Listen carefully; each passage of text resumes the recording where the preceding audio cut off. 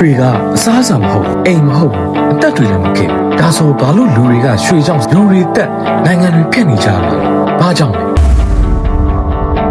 ရွှေတုံးတစ်လုံးဟာရိုးရိုးတက်တုတုံတစ်လုံးပဲဒါပေမဲ့ A လို့ခေါ်တဲ့လူတစုကဒါကိုတန်ဖိုးရှိရလို့ယုံကြည်လာတယ် B လို့ခေါ်တဲ့လူတစုကလည်းလိုက်ပြီးယုံကြည်လာတယ်အဲ့ဒီနောက်လူတိုင်းယုံကြည်လာကြတယ်အဲ့ဒီချိန်ကစပြီးတော့ရိုးရိုးတက်တုတုံတစ်လုံးကပတ်စံဖြစ်သွားတယ်နောက်ဆုံးတော့ပတ်စံဆိုတာစက်ကူမဟုတ်ဘူးရွှေမဟုတ်ဘူးလူတွေရဲ့ယုံကြည်မှုပဲဘင်းတွေကရွှေတွေကိုကွိုင်တွေအဖြစ်လှုပ်လာကြတယ်ဒစိမ့်သုံးတွေရိုက်တယ်လုတ်ပိုင်ခွင့်အာဏာတွေထည့်တန်မိုးတွေတက်မှတ်ကြတယ်ပြီးတော့ကဘာတဝမ်းလုံးရဲ့ကုတန်ရောင်းဝယ်မှုပွဲကြီးကိုစတင်ကြတယ်ရွှေကွိုင်တစ်ပြားနဲ့တင်ဆန်ဝယ်လို့ရတယ်ဝစ်စားဝယ်လို့ရတယ်မြေဝယ်လို့ရတယ်ရွှေကတဖြည်းဖြည်းနဲ့သုံးဆွဲမှုထက်တိုးပွားမှုကိုစဉ်းစားတဲ့အခြေအနေတစ်ခုကိုရောက်ရှိသွားတယ်1519ခုနှစ် Spanish တွေက Aztec Civilization ကိုရောက်လာကြသူတို့မြင်လိုက်တာကရွှေ